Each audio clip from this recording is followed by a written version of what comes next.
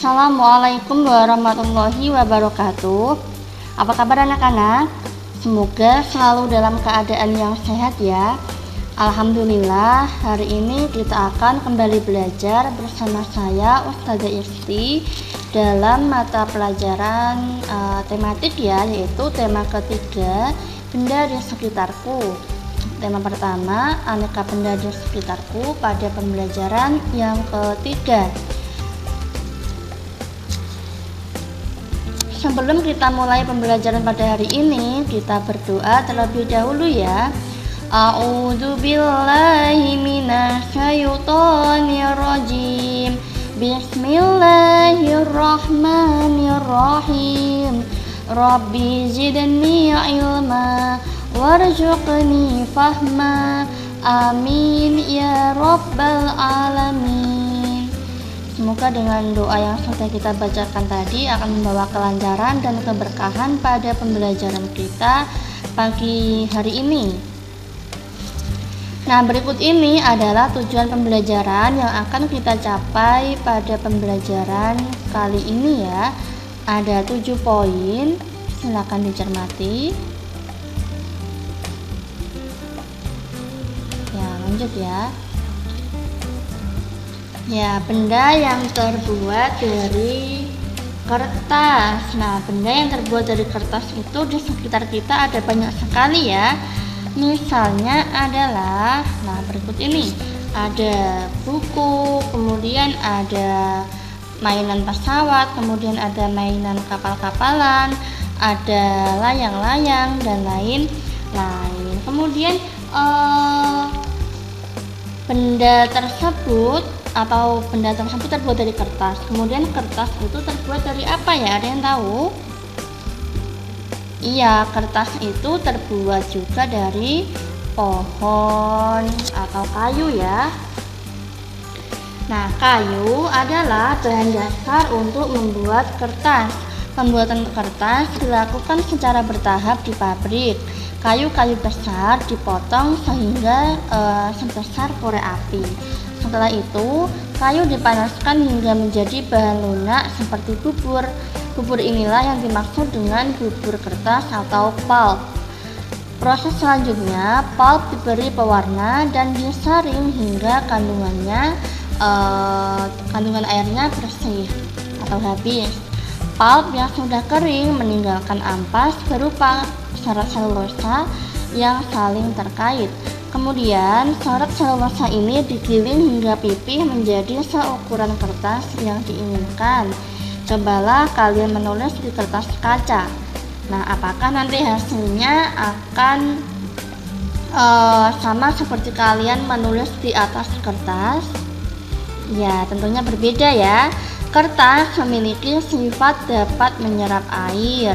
Kertas dapat menyerap tinta pulpen dengan baik. Dengan demikian, semua yang kalian tulis nanti akan terbaca dengan jelas apabila kalian menuliskannya di kertas.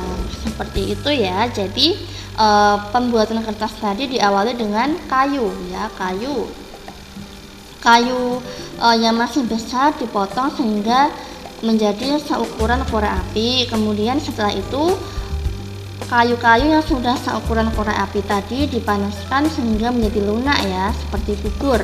Nah, inilah yang dimaksud dengan bubur kertas atau pulp. Setelah itu pulp ini diberi pewarna, kemudian disaring hingga kandungan airnya habis. Kemudian setelah kering, pulp ini akan meninggalkan ampas yang berupa serat selulosa yang saling terkait. Kemudian serat ini digiling hingga pipih seukuran kertas. Seperti itu ya. Nah, ini ya, ada sebuah fakta yang menunjukkan bahwa apabila kita menghemat 1 ton kertas, berarti kita menghemat 13 batang pohon besar.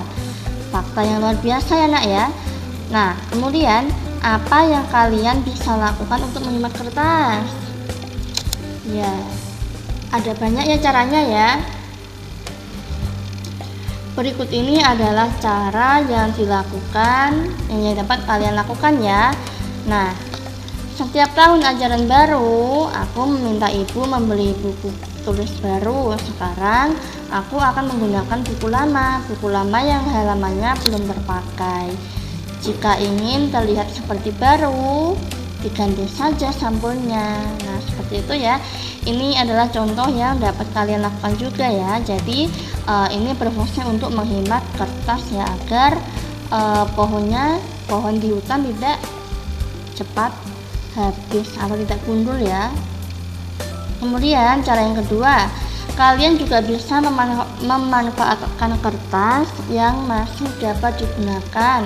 Misalnya menggunakan kertas di kedua sisinya. Jadi misalnya sisi depan dipakai, kemudian di belakangnya juga dipakai lagi. Jangan ini ya, satu dipakai kemudian langsung ke halaman selanjutnya. Jadi dipakai di kedua sisinya. Dengan demikian tidak akan menghabiskan banyak kertas. Nah, seperti itu yang dapat kalian lakukan untuk menghemat kertas.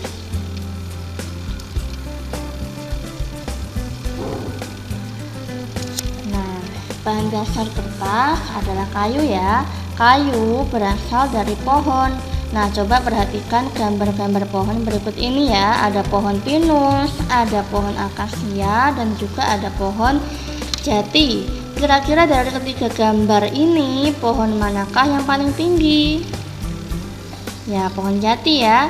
Pohon jati, kemudian yang kedua ada pohon pinus dan juga pohon akasia di urutan terakhir. Nah, semua panjang atau tinggi pohon ini dapat diukur ya menggunakan alat ukur.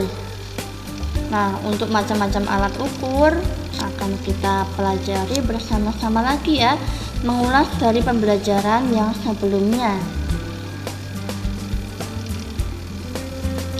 Nah, berikut ini adalah macam-macam alat ukur. Ada meteran roll, kemudian meteran saku atau meteran roll kecil ya ini.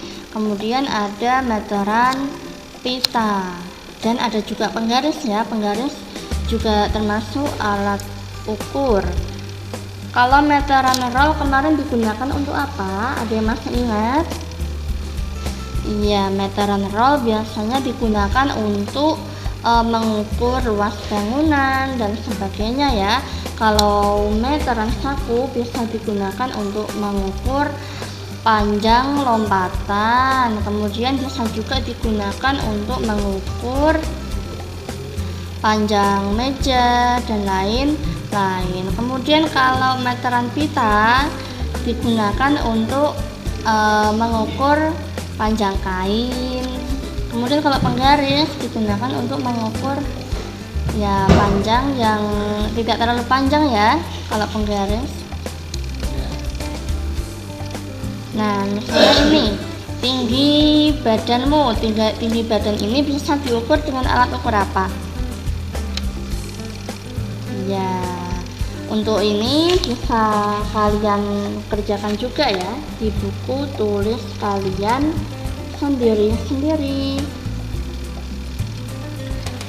Nah, ini ada tinggi badanmu, kemudian panjang lingkar pinggang, panjang meja di kelas, panjang lompatan teman, lebar papan tulis di kelas, dan juga panjang halaman sekolah.